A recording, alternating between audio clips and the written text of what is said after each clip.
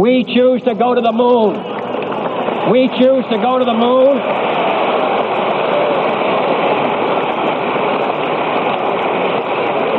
We choose to go to the moon in this decade and do the other things, not because they are easy, but because they are hard. Because that goal will serve to organize and measure the best of our energies and skills. Because that challenge is one that we're willing to accept, one we are unwilling to postpone, and one we intend to win.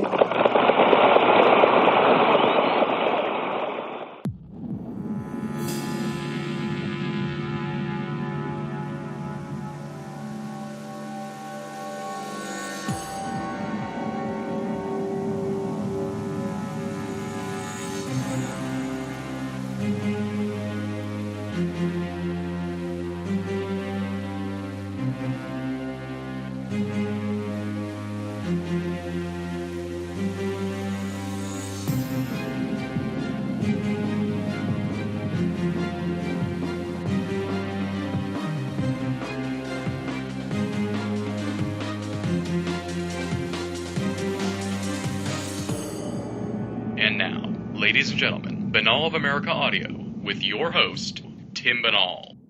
Hello there, my friends. This is Tim Binnall of BinnallofAmerica.com with the season finale of Binnall of America Audio Season 1. That's right, folks. After 9 months, 22 guests, and 32 episodes, Binnall of America Audio Season 1 has reached its climax. We are finishing up here with a massive guest, a super A-list name, an ultra-rare interview with the notorious UK UFO hacker Gary McKinnon.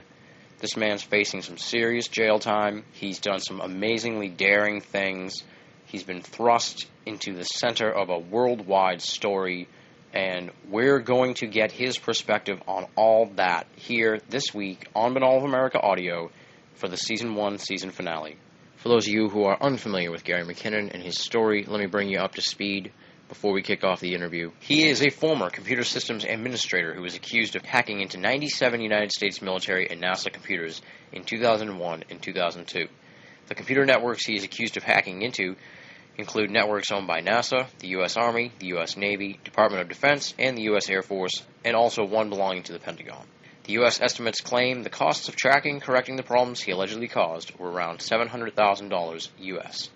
McKinnon was originally tracked down and arrested under the Computer Misuse Act by the UK National High-Tech Crime Unit in 2002, and later that year was also indicted by the United States government. He remained at liberty, although subject to bail conditions, including a requirement to sign in at his local police station every evening and to remain at his home address at night. In addition, he was banned from using a computer with access to the internet. If he is extradited to the United States and charged, McKinnon faces up to 70 years in jail and has expressed fears that he could be sent to Guantanamo Bay. He has said that he will contest the extradition proceedings and believes that he should face trial in the UK, principally as he argues that his crimes were committed there and not in the United States. You can find out more information on the latest developments in Gary's case at www.freegary.org.uk. So, that's the Gary McKinnon story. Now, let's hear it from the man himself. This interview was conducted on June 21st, 2006. Ladies and gentlemen, Gary McKinnon on the Binnall of America Audio Season 1 season finale. Ladies and gentlemen, welcome to the season finale of Binnall of America Audio. I want to welcome my special guest for this season finale. He made worldwide news. His story has become a major story in ufology, and it's been talked about all over the place. And he's facing numerous counts of computer hacking in search of UFO secrets. All the way from the UK, Gary McKinnon, welcome to Binnall of America Audio. Hi, Tim. Thanks for having me. Gary, why don't you talk about first your interest in ufology and how it brought you to hacking, and then eventually how that hacking led to your arrest and now the situation you're in right now. How's that sound? Okay, yeah. I'd heard quite a bit about UFOs when I was about 14. And, well, in fact, earlier than that, maybe around 11 or 12. And at the age of 14, I joined something called BUFOR, and that's the British UFO Research Association.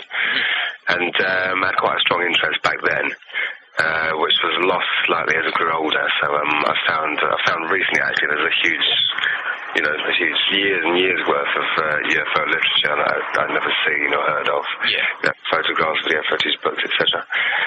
And Yeah, after a while, you get sick of, because, I mean, there's enough literature out there, even having not read all of it, to know that there definitely is a cover-up going on. Mm-hmm.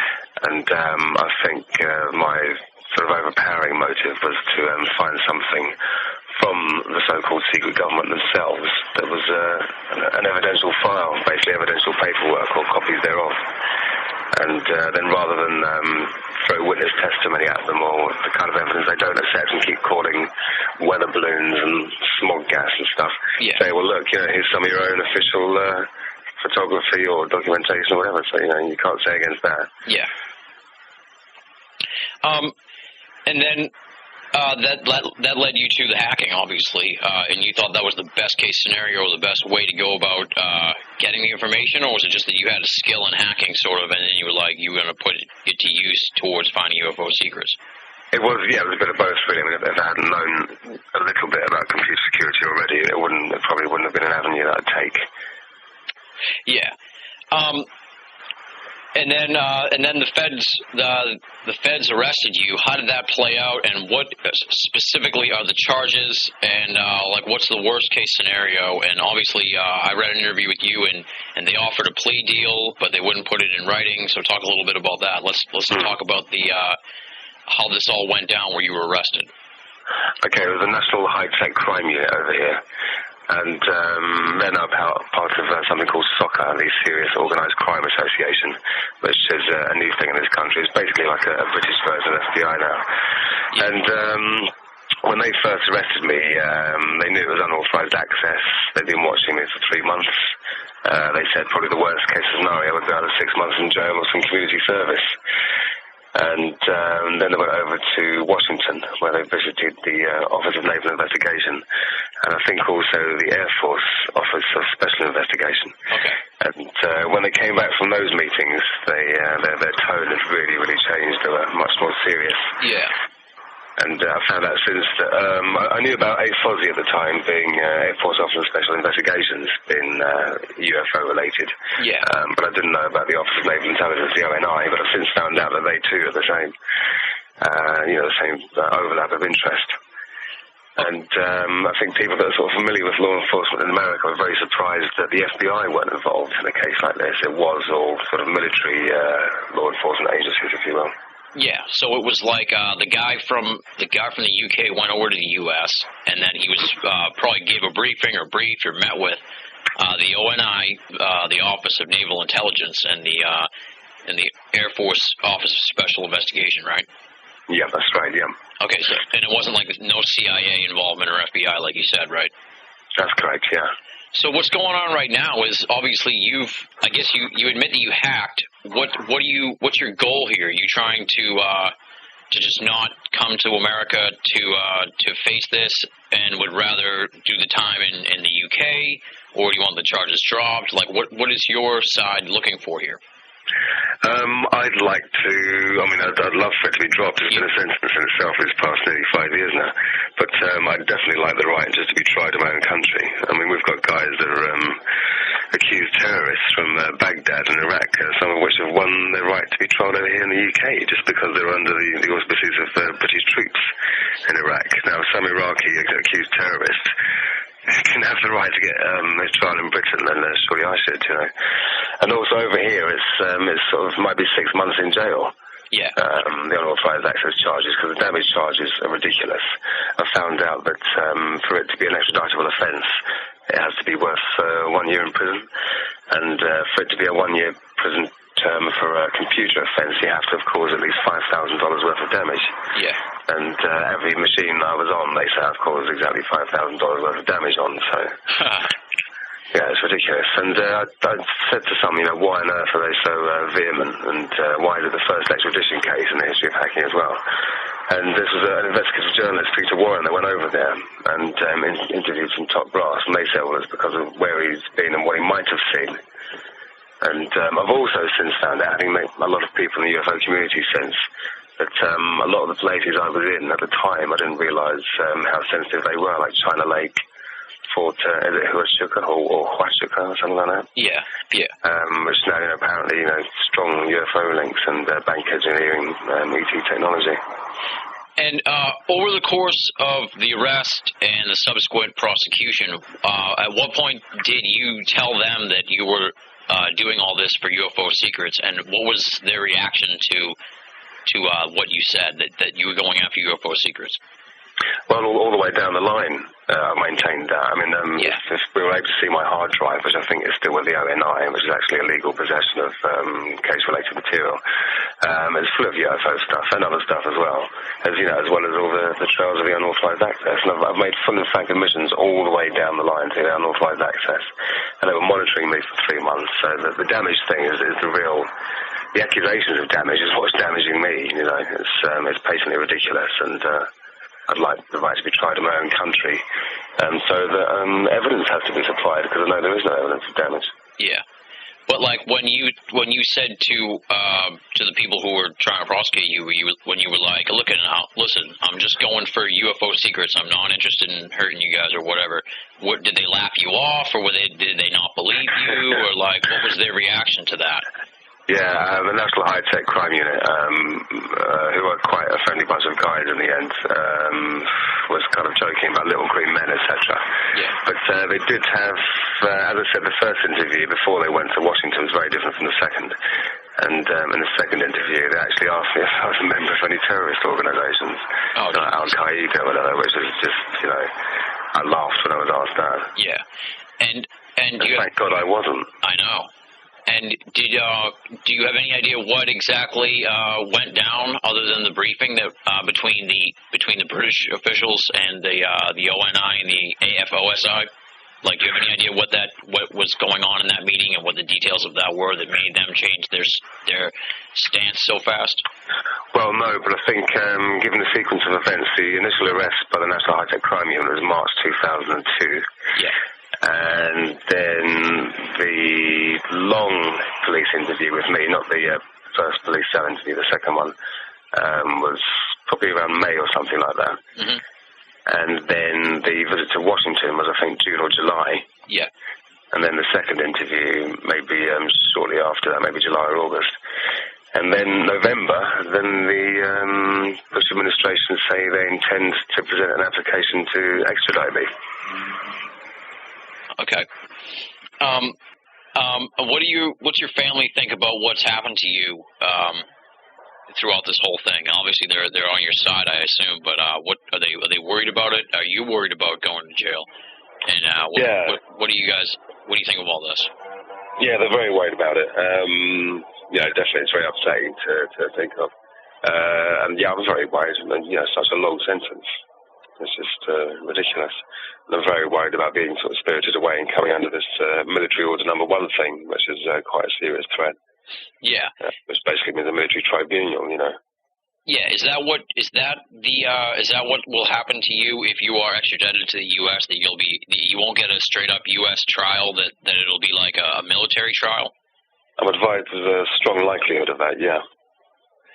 Okay, and then you'd end up, if they found you guilty and everything, which if it's a military tribunal, it sounds like it's pretty one-sided in and of itself. Would you be able to bring your UK lawyer with you, or would you get a whole new US lawyer? I think it'd be a new American lawyer, yeah.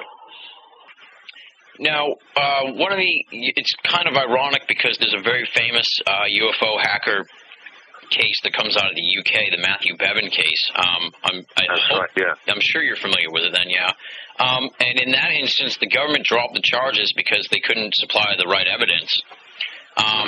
Why is your case different? And, try to talk a little bit about the Matthew Bevan case, because I'm sure you're pretty familiar with it because you're kind of in the same shoes he was. Why is your case different from the Matthew Bevan case, where they couldn't keep going with the charges? Well, as you say, yeah, it's very similar in that we're both hunting for suppressed technology, UFO anti-gravity stuff. Yeah. And but the difference is he was being done under the old extradition agreements, wherein you had to supply what they call a prima facie case. You have to have a solid body of evidence. Whereas I'm being prosecuted under the 2003 extradition treaty, in which the requesting country for the extradition, i.e. in this case America, doesn't have to supply any evidence. And it's actually, the UK government couldn't do that to an American citizen, thank God, because you're protected by your constitution. And also this treaty, where you don't have to supply any evidence, hasn't been signed by the Senate yet, hasn't been ratified. So it's currently a one-ended treaty. Yeah. So it's a really blurry area of international law as well. Yeah. Well, one of the things I sort of noticed when I was doing the research for this interview was that that hacking, and you can probably speak to this pretty well, hacking is kind of like an addiction in a sense that you really just got to keep doing it. You're not, I don't know, do you know what I mean? Is there sort of an addictive quality to hacking? I don't want to sound like a liberal too much, but at the same time, I think there is some merit to that argument that there's an addictive quality to the hacking. Yeah, definitely. I think, especially with men, I think that we're slightly more like that than women. I think you can get very obsessional about something. And especially, I consider myself, in a way, to be on a kind of moral crusade looking for this free energy technology. Yeah.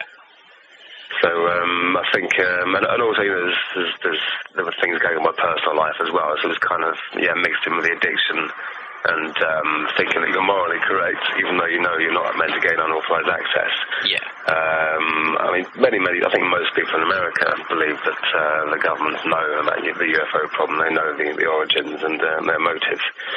And if we do have this free energy technology, it's something that the world deserves to have, and surely we can phase it in. We don't have to knock down all the oil companies straight away. It can be slowly phased in. I'm sure we could find a genuine, sane economic effort and solution. Yeah. And the free energy sort of was coupled with the search for UFO information. You sort of like tie those two together because obviously that's what's powering the UFOs, you presume, right? Precisely, yeah.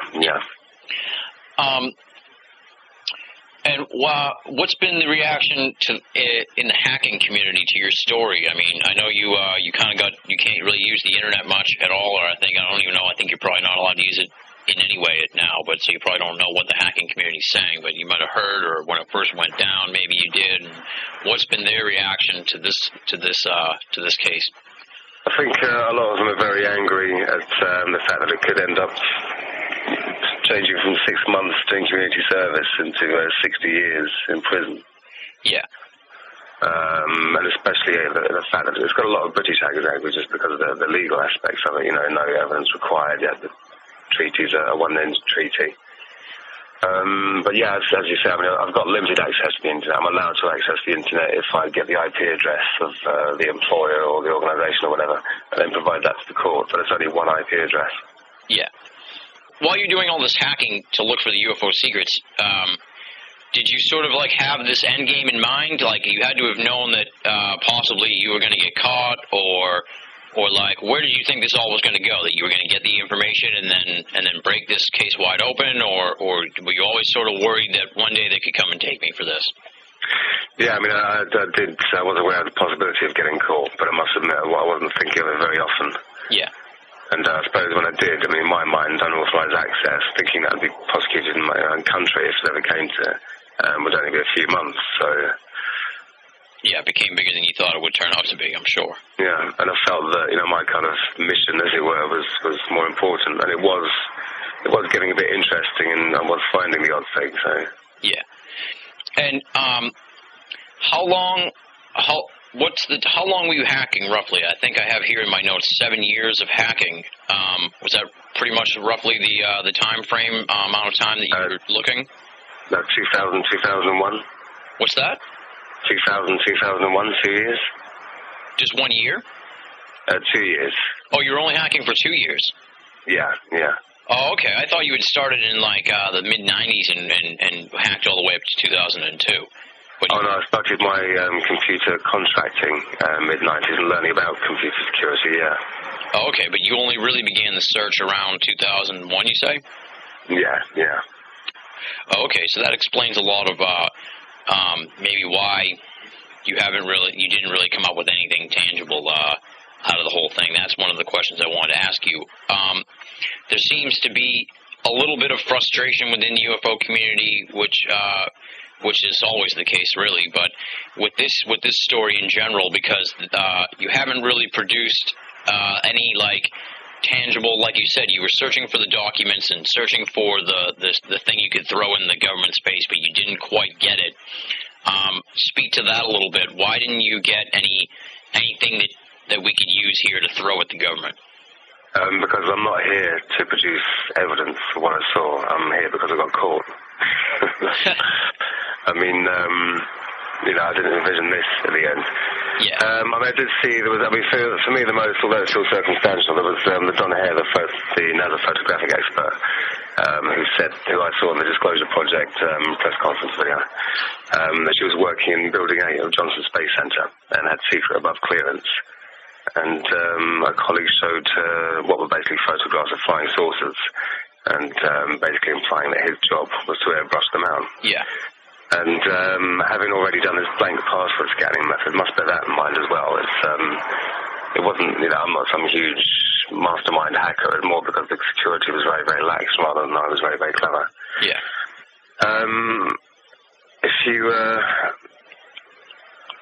She said something like, "Oh, isn't that just a blob in the emulsion?" And he was like, "Well, no, if you look very closely, there's actually a shadow beneath the flying saucer." And apparently showed her quite a few images of these.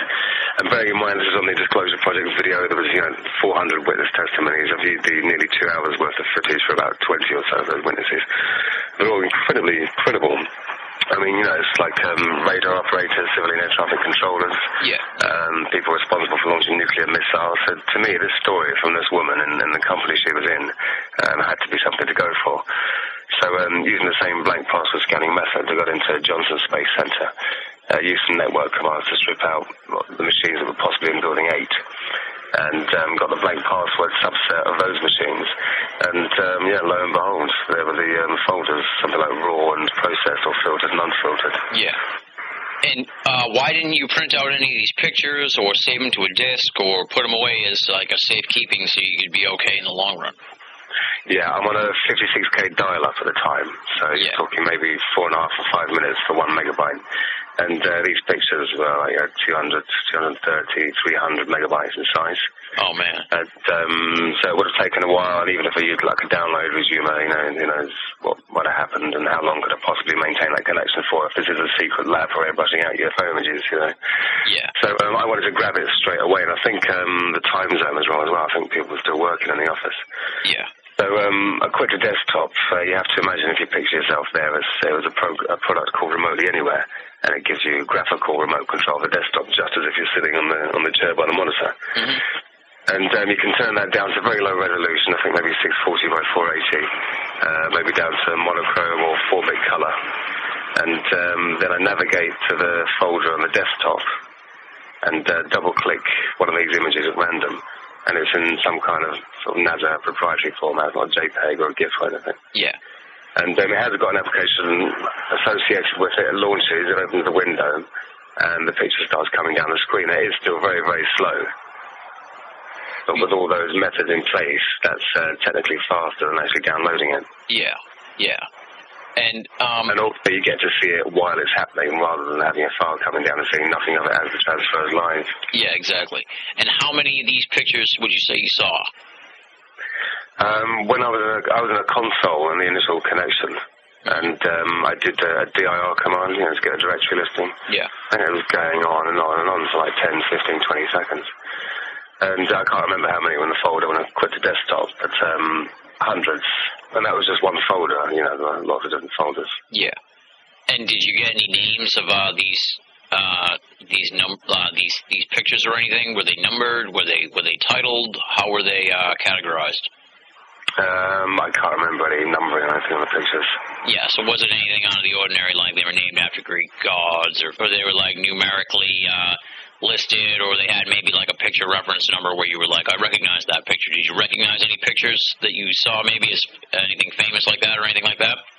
No, I only got a chance to download not even the whole of this first picture that I ran, that I double-clicked on.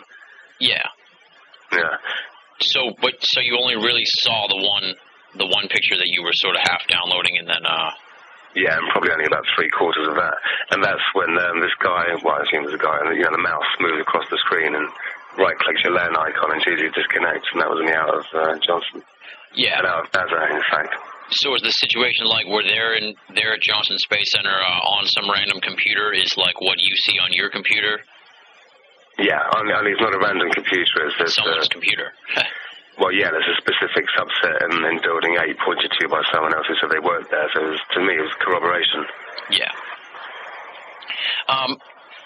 And then throughout while you were doing this, do you know if there are other Gary McKinnons and Matthew Bevins out there? Are there other UFO computer hackers? Like, is there any sort of situation where you knew of other people, or people tipped you off to where to go, or like I don't want you to tell me anybody, obviously, because I'm going to get wrapped up in this.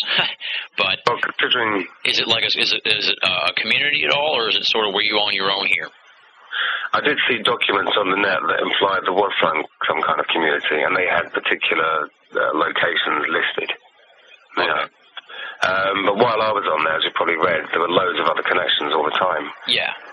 And I can only assume, because of the blank password scanning and also it's administrator-level passwords, I'm not surprised there's lots of people on there. But perhaps because it's such an obvious entry method, maybe lots of them are just being nosy or looking for UFO information. Or, otherwise, if it was some kind of terrorist organisation or a foreign government, they'd be, doing a lot more than snooping around. Exactly, yeah. But there wasn't a situation where, like, you had people who were emailing you, like, hey, Gary, check this out, I found this at this place. Oh, no. Nothing like that. All right. Let me talk to you a little bit about the non-terrestrial officers aspect of your story. I wanted to ask you first, before we get into that, can you come up with any keywords or terms or ship names that came up that you think would be worthy of future investigation, or just for the record sort of thing? Because I don't know if you've heard about it here in America, but we have some kind of story going out that's about Project Serpo, and it's a sort of situation where if we had an interview with somebody from like 10 years earlier and they were like, there's a thing called Project Serpo, and then it came up later, we could be like, oh, wait a minute, there is something. So is there anything that stuck out in your mind that you say you saw a list of ship names? Anything specifically about the names, anything about what the names were, if you can remember, or any sort of keyword or term that might be helpful for future reference, like Freedom of Information Act or future research? No, not at all. Also on that same night, as well as the ship names, there was the personnel list, the non-terrestrial office things, the fleet-to-fleet transfers, the material transfers. There's all sorts of strange and wonderful materials that were getting transferred. I don't remember a thing about the names. You don't remember anything? Nope. Okay. Well, why don't you tell me a little bit about what you saw with regards to the non-terrestrial officers, the list of ship names, just what you saw, what you can remember about that, and what part of the U.S. government were you looking into at this point? Was it the Navy? I think it was the Navy, and I'm sure there were names and there were definitely ranks, but there was no designation to say, that it was Navy personnel or Army personnel or Air Force personnel. Yeah. So there's no sort of placement within the military, just a rank and a name. And it said where did it say list of non-terrestrial officers? Is it the top of this list? It was, an Excel spreadsheet, and it's like all the columns stretched to make a heading bar. Okay, and do you remember how you even came upon the list in the first place? What's the path that led you to that? I can imagine normally when I had control over enough machines, I would run a program called Land Search, and that would search for all documents of certain types over the network, and give you a list on screen, and you'd just double-click on interesting ones and read them. Okay. And now I think I heard in an interview that you did do some searches sort of for words like UFO and ET and that sort of thing. Is that correct? Yeah, but obviously those particular keywords never worked. Yeah. Okay, and like you said, you hacked into NASA. How extensive was the hacking into NASA? Just to look for those pictures, or were you looking at other stuff too? And how long would you say you were in focused on NASA? The pictures I didn't even expect to find. I thought, I've read about this in the book and stuff. Maybe she is telling the truth. Maybe lots of them are credible, but you might get the one. You get disinformation lists in these groups as well. Yeah. And I was thinking for her to be so specific, maybe she is a disinformation list. So, that was a huge surprise. And after getting caught, after finding them, I just couldn't gain re-entry then. But up to that point, maybe good 2 or 3 months. Okay. And like you said, once you got nailed that first time, you found the pictures and you couldn't get back after that, huh? Yeah, NASA was very quick at realizing the weakness and then blocking the hole. Okay. Why don't you tell me a little bit, you sort of touched on it earlier, DARPA. You went after that, and you were looking into DARPA. What, you mentioned some kind of really spooky sounding training video that spooked me out when I read about it, but why don't you talk a little bit about what you were doing in DARPA and what you were looking for and what you found? Well, I heard there was a secret robotics project going on there, and found that there was. Used the same blank password scanning mechanism. Bear in mind, these are private networks, and they're not, publicly advertised. They're not websites. So it's maybe not surprising that security is lax on some of them. I found software for autonomous robot control. The tiny little bomb diffusing robots around. And I actually later read, I think it was a 2002 DARPA strategic plan, and most of this, although I didn't know at the time, was actually public knowledge. Making machines to go into urban combat, basically. Yeah. And so that was, just kind of fun, like, God, I'm not making... But I think the ultimate plan is actually to have almost, Star Wars Walker-like machines, so you don't actually have to send people into war, which is kind of frightening. Exactly. That is spooky. Like I said, can you talk a little bit about the training video that you saw that had words flashing up on the screen, and it might have been for like a Special Forces training video? Can you talk about that some? Yeah, I think it must have been Special Forces. There was like a model village, I guess, maybe like a dusty brick. And, brutality, domination, breaking and entering, bashing into houses, bashing down doors, doing a sort of double entry, corner sweep, blah, blah, blah. But I suppose, brutality and domination are kind of how you want to get guys feeling when they're risking their lives. Yeah. And did it say what branch of the Special Forces it was the video for, or was it just like, no. You don't recall that at all? No. Okay, and then also in the article, this is like the third thing I wanted to ask you about that you looked into. It said that you started this after.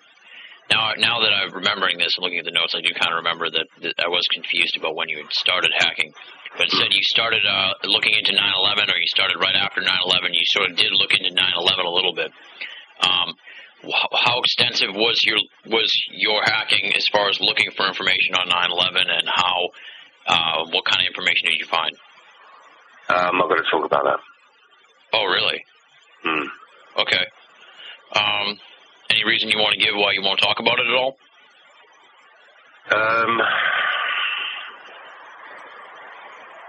I'm not going to talk about that. Okay. Sorry. Okay, don't worry about it. And did you try at all to look into the CIA at all? I know you went into NASA, like we said, went into NASA and DARPA, and you tried to look into 9/11.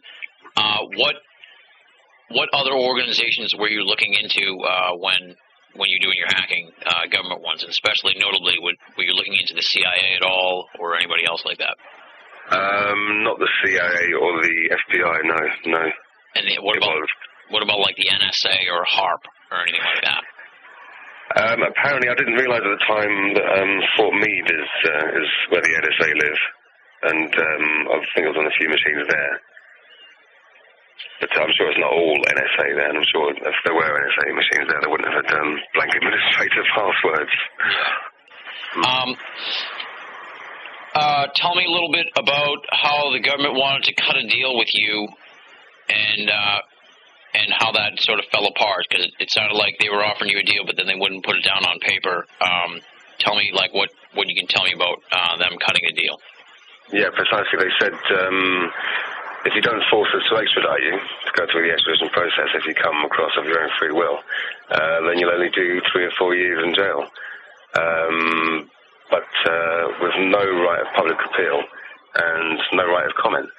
And I said, well, give me that in writing. And they wouldn't give any guarantees or anything in writing. And, it's just not a deal, is it? To make an offer and then not put it in writing. Okay. And a lot of people say, sort of facetiously, I guess, they say, well, they shouldn't be prosecuting him. They should be giving him a job. Was there any talk of you getting a job out of this, or did you offer to work for them? And did any sort of aspect of you end up, becoming a part of the organization come up? No, it hasn't come up. And you didn't. Did you even sort of like throw that out there, where you were like, "Hey, listen, I'll play along. I'll show you how I did this, and then maybe you guys can go away." Or, I think a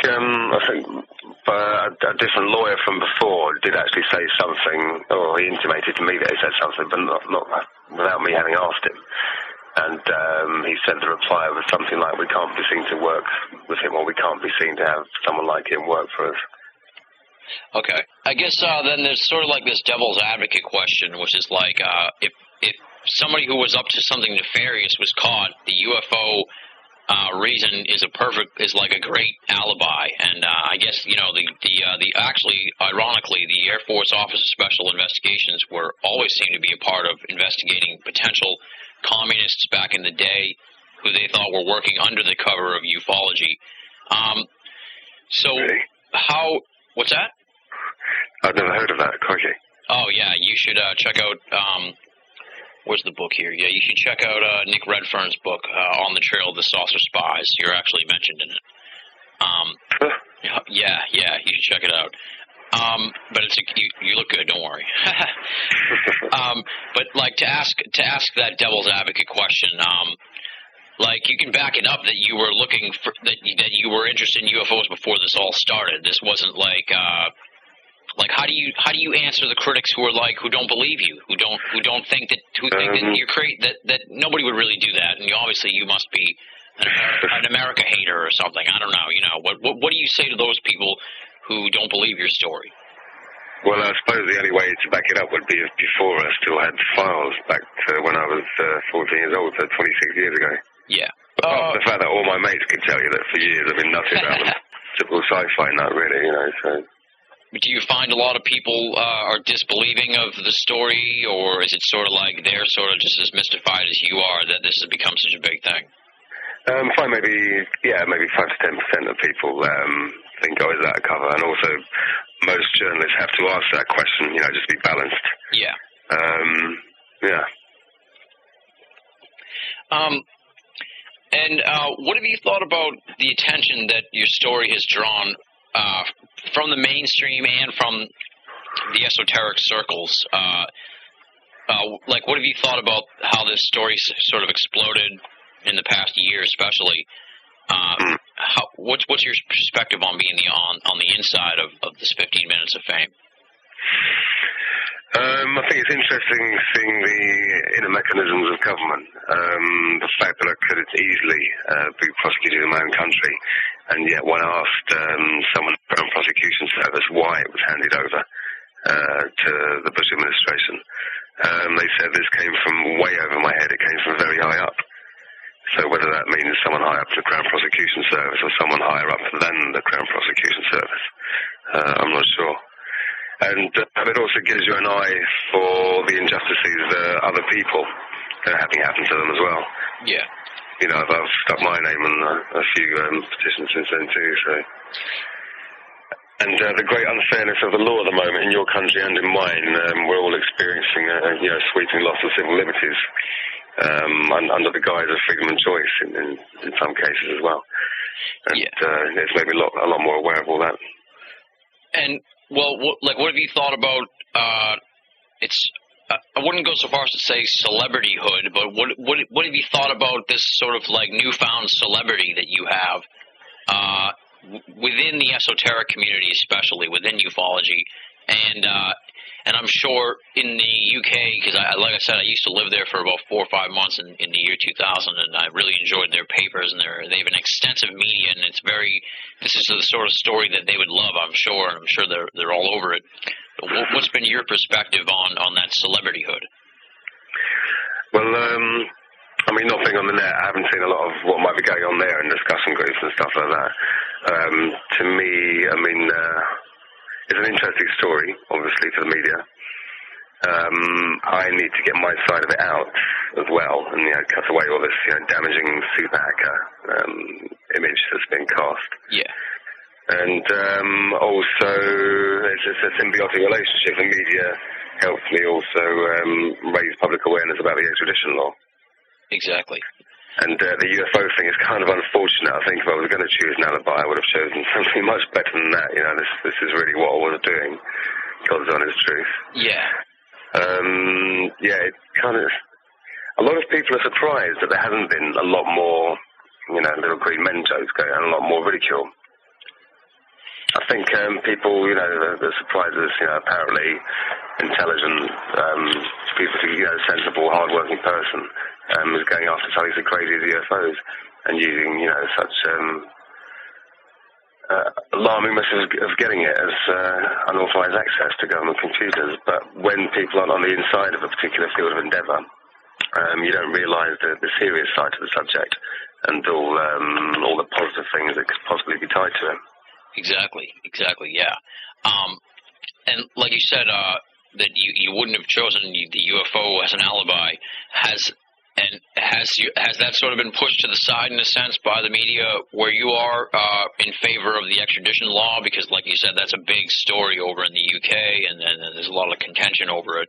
Has that been maybe the main crux of the coverage of your story as opposed to the UFO thing? Yeah, a lot of them are sort of rehashes of previous interviews and previous facts. They're just write-ups of the hearings. So you do get a lot that are just, you know, chronological statements of fact. But you do, it does tend to be headlined, you know, the UFO hacker or the Pentagon hacker, you know, that kind of thing. Yeah. It's sort of a trigger line, whatever it's called. Your first interview came out in last summer, I believe it was the John Ronson interview. Well, that was 2005, and you were the whole thing started in 2002 as far as you getting arrested. Why was there that window of time between the arrest and all of a sudden now you're coming out? I wanted to show that I wasn't one to, you know, go around hooting to the press. I've been out, I've done this, I find this American military securities crap, blah, blah, blah. And I wanted them to see that I was a sensible person that hadn't done any damage, didn't intend to do any damage, and regretted his actions, and you know, just wanted to try in his own country and definitely would never do them again. So I was just being very quiet. How did it come about that the first interview with you was with John Ronson? I'm only interested in that really because he's sort of like a pretty well-known esoteric writer, and he's well-known in the UK. Yeah. I'm surprised that you got someone who was knowledgeable about the subject for the first interview. Was that something that you arranged? Was that something that he went after? Or was that the newspaper's idea? How did that first interview come about? There was two friends of mine were in a place here called Wood Green Shopping City, and John Ronson was doing a book signing, and they told him about my plight, and they bought a book off him, and he signed it for me with a little message. And so when it all kicked off again, he contacted my solicitor and made an interview request, and it was basically because of that small connection, the book and the signing and the little message. And do you think you've been not really in the Ronson article or in general? Do you think you've been portrayed pretty well by the media for the most part? Yeah, I think it's been pretty balanced, really. For some reason, it seems like in a lot of places you they call you a kid, or you're sort of characterized as a kid. I don't know if it's because of the hacking or what. Have you noticed that? Yeah. And why do you think that is? And what do you think about the fact that you're like, are you 40 now? Yeah, 40, yeah. Yeah. What do you think of the fact that people seem to think that you are like a 20-year-old kid or a 17-year-old kid or something when it turns out you're actually like 40? Why? I know it's really strange. Why do you think people seem to think that you're a kid, and why do you think that perception seems to keep perpetuating itself? I'm really not sure, you know. I think maybe because I've been running around poking my nose where it doesn't belong. Yeah. Yeah, it is quite weird. I mean, you're right. I noticed that. I guess, what's this kids thing going on? You know, young guy and kid. So, you know. Yeah. Now, I pretty much, because I was arranging this interview myself, so I know what went down. But you can dissuade any rumors of that there was something nefarious with that you didn't make the Coast to Coast AM interview. There's always people who want to who want to throw, conspiracy theories out there, but it wasn't something like that. But I wanted to make sure that we got that on the record, that there wasn't anything like that going on. It was a phone situation, correct? Oh, yeah, completely, yeah. Okay. I'm famous for losing my phone, amongst other things. Are you particularly frustrated that you don't have sort of the thing to throw at the government and the pictures, maybe? Because if you had them, maybe then they would leave you alone. Would they be like, let's not mess with this guy because he's got the goods on us, and we don't want to if you give us the pictures, we'll go away. Are you frustrated that you sort of have your hands tied on that? Yeah, if I did have anything like that, I think why this whole process would have been fast-tracked somewhat. Yeah. And we established here in the interview that you were really held back by the slow connection speed and the giant size of the pictures to get anything, and you don't have any notes or anything, or you didn't take any handwritten notes or anything during this time, right? I did have lots of stuff in CD, but that's all with ONI now, probably. Oh, okay. So when they came and got you, they took all that stuff too? Yeah. Those bastards. I know. And once this story broke, and maybe even up to before it, were there any other strange occurrences that you can think of that might have happened? And I'm specifically thinking of the Matthew Bevan case, because when the story broke about his arrest, he started receiving strange phone calls from foreigners in foreign languages, and I think they were Chinese, but I'm not positive. And he sort of had having some strange occurrences. They moved, but the people found their new phone number, and they were receiving harassing phone calls. Have you experienced anything like that? Harassing phone calls, strange phone calls, or just random people that you're meeting? I've only had two unexplained things and one case of tailing. The two unexplained things. The first was that my car disappeared shortly after the initial arrest. And, if it had been towed away, I'd expect to get a letter from the police or whatever. That's how it happens out here, but nothing like that ever materialised. The second thing was that, and this was only about 6 months ago, I think, my girlfriend and I were asleep. I'm not sure what time it was. It was dark. It felt like I was in real heavy sleep. Yeah. And I woke up with a really sharp pain in my heel. And I turned the lights on, and for some reason I'd gone to bed with my socks on. I saw this blood stains with my socks. Pulled off the left sock, and there were two perfectly circular puncture wounds in my left heel, one of which still had the perfectly circular flap of skin hanging off it. I haven't actually mentioned this to anyone before, but I've read it in... I met Timothy Good, the British UFO author, recently. Yeah. And he gave me one of his books, and it's full of stories of people with exactly the same wound, like a sort of mini paper punch. Strange. And I thought, crikey. Yeah. I don't have any abduction memories or anything like that, so it's probably a rat. Did you take any pictures of the injury? No, I didn't think anything spooky at the time. I thought, what the hell was that? I just couldn't explain it at all. Yeah. And you had an incident, you said, of tailing? Oh, yeah, when I had to deliver a van from London to Hastings, I think it was, and there was a dark blue Mercedes, 5 or 6 cars behind us at all times. And did you check it out at all, or was it just a one-time thing? We had to pull over once, and then I couldn't see it behind us. And then we pulled away again. The only thing that looked odd was a huge American-type limousine that pulled down. Weird. But they didn't follow us along. And go back a little bit to your car disappearing. Tell me about that. It just vanished, and then you never heard anything from the police, and what did you do, call them? No, because I'd actually run out of tax at the time, which is why I was really worried about getting a letter. So I decided, because it didn't cost very much, just to write it off. Oh, wow. I hope the tax man doesn't listen to this show. And you didn't... you didn't mention anything about you didn't get any weird phone calls or any contacts from strange foreigners who might have been trying to recruit you or anything like that? No. Okay. Now, what do you have you heard from anybody in ufology regarding your case? You're really pretty popular in ufology. You're talked about a lot on the net. I hear your name mentioned quite a bit. Have you talked to any big name ufologists? Have they talked to you at all about your case? There's been lots of emails which get printed out for me, and then occasionally get someone I just dictate and they type back to. Yeah. I mentioned previously I met Timothy Good, who's been very, very helpful and very, very interesting as well. I'm terrible with people's names, but yeah, there has been a lot of interest, and there's been. I mean, Stephen Greer has sent emails of support, although I haven't spoken to him directly yet. Yeah. And there is one guy who's going to kill me, so I can't remember his name. He's a British representative of the Disclosure Project, who's been really good and given me lots of DVDs and books and stuff to occupy my bored mind with.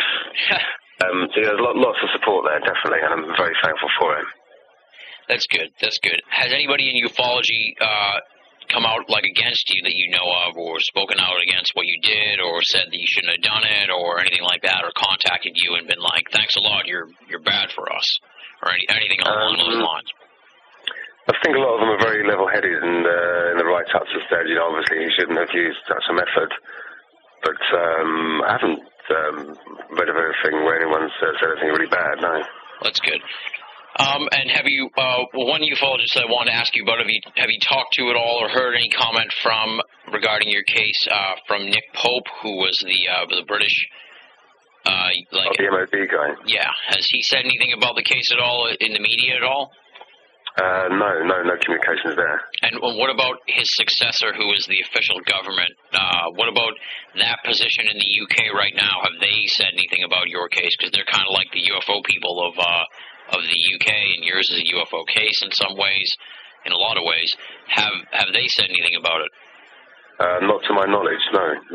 Huh. You mean the official UFO, the MOD? Yeah, side? Yeah. Have the MOD people said anything to the media over in the UK about your case? Because it's a pretty big UFO case, and I figured maybe they would have gone to the MOD for a comment. No, not to my knowledge. But that's quite a good avenue of inquiry, actually. I haven't read anything of that. Yeah, I'm surprised that they haven't. And then you mentioned you got a lot of emails from Stephen Greer. He was on Coast to Coast AM 2-3 weeks ago, and he said that he was writing some kind of legal document that was in Latin that I didn't even understand. But he said he was writing something for you. Have you? Can you tell us anything about that? Has he mentioned that he was going to write something for you, and what is the extent of that? That is in the process of happening. Yeah, he is writing a legal document which I think is basically describing the fact that these unacknowledged special access projects are in fact unconstitutional to begin with, and that any attempt at opening them up to the public is in the public interest. But I'm not sure. I think that's going to be the general wind of it, because that Latin term threw me as well. Exactly. Yeah. I'm not a legal eagle, so I wouldn't know that. Me neither. Well, let me see. These are kind of out of order now.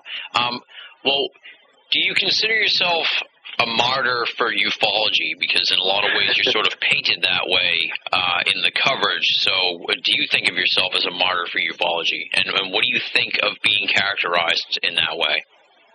I think that's funny. No, I'm curiosity killed the cat, basically. But no, not a martyr, not at all. I don't agree with sort of self-aggrandizement in any shape or form. Okay, yeah, because there's a sort of undertone to your story where people in ufology hold you up as someone who's like taking a bullet for the greater good, and you're not really comfortable with that sort of characterization. No, not at all.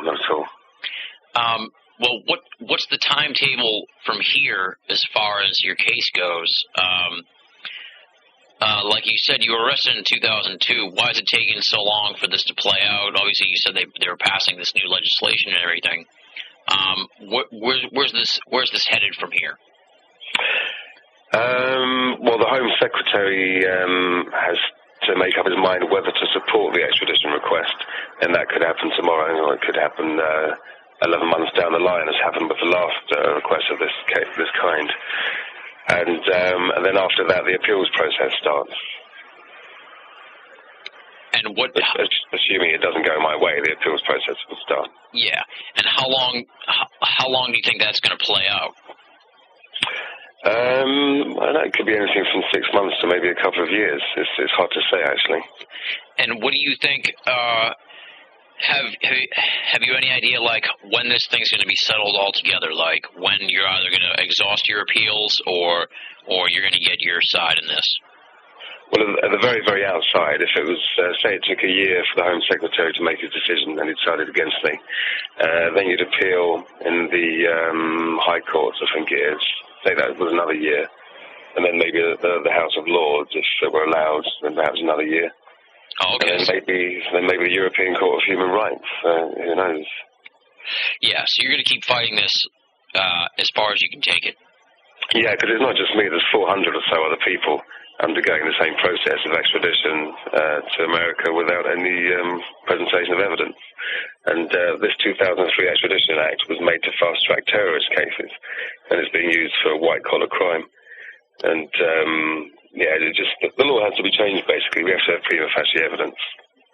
And the treaty to be signed by the Senate as well as the UK government. Okay, and like you said, you're lumped in with a group of people here, 400 people, and there are a lot of white-collar crimes? That's right, yeah. All right, now, if it goes down bad, and you end up thrown in the clink here, what do you want to say to the folks out there now that are either doing this sort of hacking or maybe considering it, or think it was a good idea, or think it was worth it? Would you dissuade those type of folks from doing this? Absolutely. Do not do it. If you want to practice hacking, just get two machines at home, or arrange between. In fact, don't even arrange between you and a friend on the internet, because then your ISP will get suspicious. Just get two machines in one house, and then practice on each other. Yeah, but don't be going into government computers, because they'll probably end up getting you after the long run. No way, Jose. Exactly. So it's sort of a cliched question, but was it worth it? You didn't end up really with you sort of saw some of the stuff, but you didn't really end up achieving the long-term goal that you had in mind. So was all this craziness and what's going on with you and how you might end up in jail, was it worth it? Would you do it all over again, or would you totally not? I totally wouldn't do it all over again. All right, it's kind of a cliched question, but you kind of you have to ask this sort of thing. Is there anything else that hasn't come out yet that you're sort of holding back on, that maybe you're waiting on, or are you throwing it all, everything you got out there? Is there anything you're sitting on right now that you're like, well, if it gets to this point, then I should probably say this, or anything like that? You don't have to say what it is, but is there anything you're sort of sitting on right now that might be helpful for you in the long run? Well, as I say, every time I'm asked that question, if there was, I wouldn't tell you yet. Yeah. All right. And what can people who are listening to this interview do to help you out? I know you have there's an online petition at, let me read the website here, www.freegary.org.uk. That's sort of the hub of the Gary McKinnon case. Who's behind that? That's someone, a friend of mine, whom I'd noticed when I was allowed internet access for the first 3 years, between 2000 to 2005, who was making very knowledgeable comments on a news group, and I got in contact with him. He's a very knowledgeable man who does a lot of good for other people, and he's running the website. Well, you get the website there, freegary.org.uk, and on there's an online petition that people can check out and sign, hopefully. Right now, what else can people do to help you out other than the online petition? Are you taking donations or anything? Can they send you money? And is it advisable maybe that they contact their U.S. representatives and the U.S. media? Not looking for money. I think if people can find out more about the extradition law and maybe write to their MPs or their politicians or their senators or whatever, because I think it seems to have made the Irish community very angry in America as well. I think, in relation to Irish politics over here in the UK. And so, it's going to affect a lot of people. And we shouldn't have treaties that aren't ratified. We shouldn't have treaties that are one-ended. And, that's the most important point of all this, I think. Yeah. Okay. And what about now? I think you might have answered this, but what about the listeners contacting their congressmen and their media and everything that that they should tell them? Is there a specific thing that you said the Senate hasn't voted on it or something like that? Is there something that people should call their senator and be like, don't vote for this thing? Is there like a specific name for that? I'm not sure if there's a specific name for the sort of good as a whole, but it's the 2003 extradition treaty, and it's UK US only. And I mean, I think there should be pressure on them to vote for it and to ratify it, because I don't think they will ratify it, where you don't have to give evidence to extradite anyone.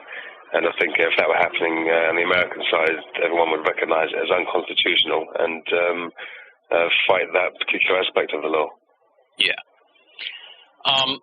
Okay, well, I want to thank you very much for coming on the show, Gary. I know thank you, sir. I know that you don't do too many interviews, or that it's hard to track you down, and you're very busy, and I'm sure you want to enjoy the time you have now before things get even worse, and you don't know. You live every day like it's your last, I guess, at this point, right?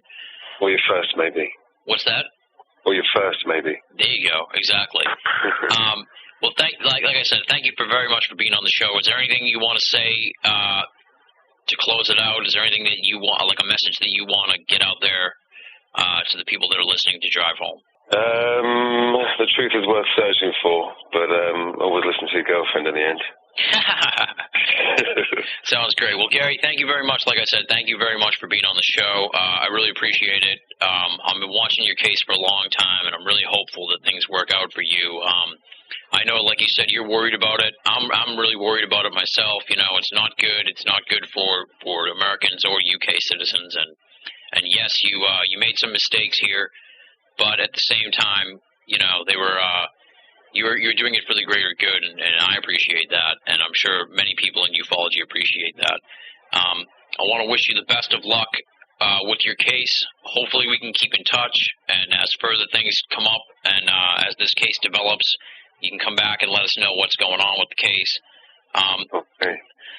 Anytime you wanna speak to the masses, you know, you can contact me. You got my information. I'd be happy to have you on the show, especially if things get crazy again. You know, I'll drop you a line. We'll bring you back.